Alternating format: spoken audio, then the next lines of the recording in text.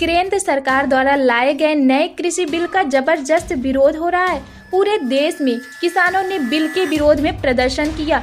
कृषि बिल के विरोध में जहां एक और केंद्र सरकार मंत्री रही हरसिमरत कौर बादल ने इस्तीफा दे दिया है, वहीं विपक्ष भी लगातार इस बिल का विरोध कर रहा है।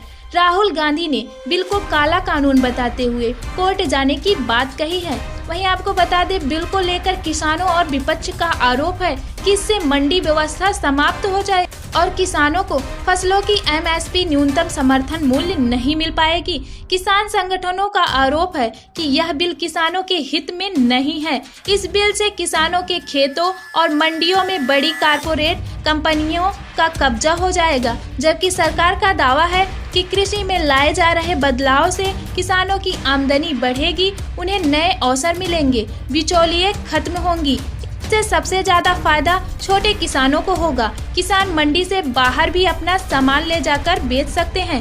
हालांकि प्रधानमंत्री और कृषि मंत्री बार बार यह कह रहे हैं कि एमएसपी और मंडी व्यवस्था पहले की तरह ही रहेगी, पर इसे लेकर किसान संगठन यह चाहते हैं कि सरकार इसका कानून बना दे। किसान चाहते हैं कि सरकार एमएसपी को लेकर कानून बना दे, जिससे किसान मंडी या उसके बाहर सरकार द्वारा तय एमएसपी पर अपना उत्पाद बेच पाएं।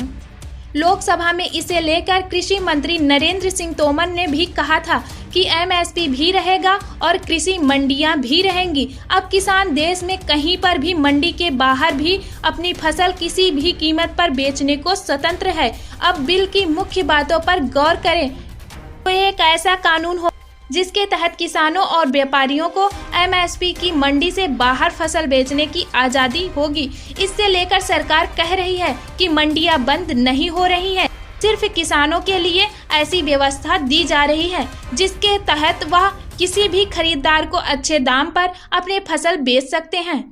फिर जब कॉन्ट्रैक्ट एक्ट सेवा में आएगा और उस पर 18% जीएसटी लग जाएगा, यानी अब खलिहान में भी टैक्स लगेगा। मार्केटिंग में कोई विवाद हुआ अथवा फसल की गुणवत्ता सही नहीं रही तो पैसा नहीं मिलेगा, इसकी गारंटी किसी ने नहीं ली है। क्या है एमएसपी? किसानों को अपने फसल में नुकसान नहीं हो, इसके लिए देश में न्यूनतम समर्थन मूल्य एमएसपी की व्यवस्था लागू की गई है।